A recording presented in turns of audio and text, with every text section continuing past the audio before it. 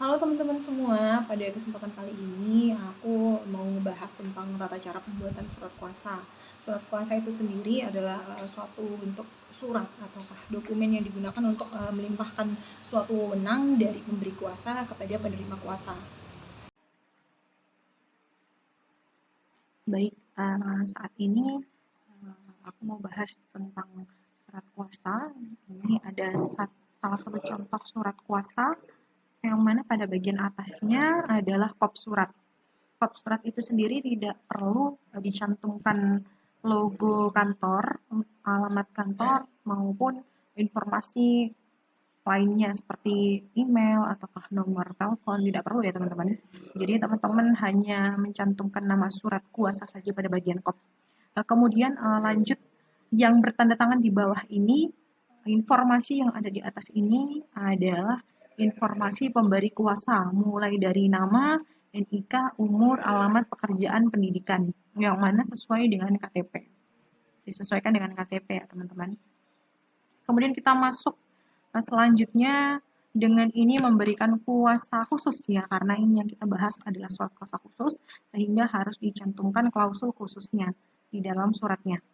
Jadi dengan ini memberikan surat kuasa khusus kepada ini adalah informasi si penerima kuasa. Jadi dicantumkan teman-teman nama, jenis kelamin, umur, agama, alamat, status kewarganegaraan, pendidikan, pekerjaan, dan jangan lupa jika penerima kuasanya adalah seorang advokat atau lawyer, dicantumkan pula nomor induk advokat ataukah NIA.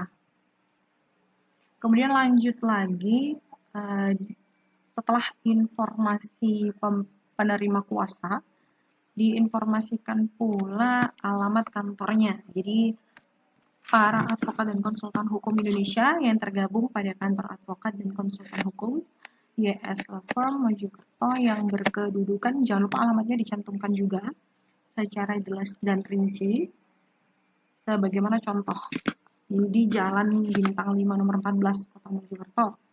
Dan jangan lupa pula dicantumkan klausul bertindak untuk dan atas nama pemberi kuasa, baik secara bersama-sama maupun sendiri-sendiri.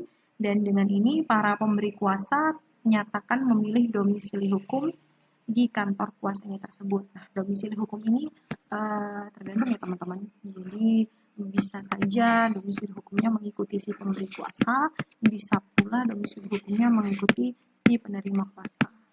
Nah, di klausul sebelumnya, kenapa kemudian harus dicantumkan baik secara bersama-sama maupun secara sendiri-sendiri? Hal ini berlaku apabila penerima kuasa lebih dari satu orang. Jadi ketika penerima kuasa tidak bisa menjalankan kuasanya dua orang atau lebih, bisa kemudian dilakukan secara sendiri-sendiri. Ya, jadi jangan lupa mencantumkan klausul tersebut. Kemudian masuk pula di klausul khusus. Jangan lupa ya, klausul khususnya juga harus diperjelas lagi di dalam surat kuasa ini sehingga dapat dibaca dengan jelas. Khusus untuk dan atas nama pemberi kuasa mempunyai wewenang mendampingi dan mewakili pemberi kuasa untuk mendampingi proses pemeriksaan permintaan keterangan di Polres Mojokerto.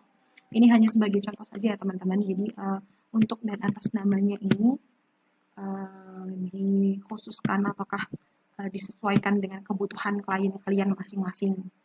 Kemudian klausul yang kedua, untuk dan atas nama pemberi kuasa mempunyai wewenang mewakili dan menghadap seluruh pihak-pihak aparat penegak hukum, baik itu kepolisian, kejaksaan, maupun pengadilan negeri, terkait kepentingan hukum pemberi kuasa, serta melakukan upaya-upaya hukum demi kepentingan pemberi kuasa.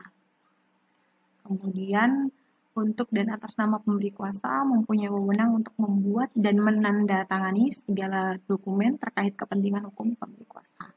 Dalam hal ini tujuan surat kuasa khusus itu adalah sebagaimana digunakan untuk kepentingan hukum si pemberi kuasa. Jadi hal ini tidak bersifat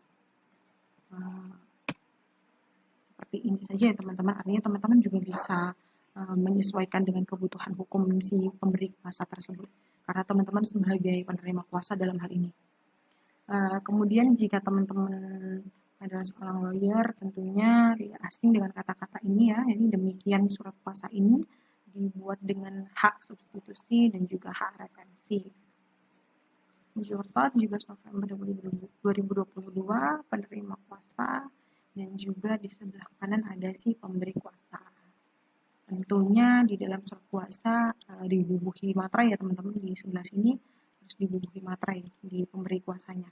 Baik, cukup sekian dari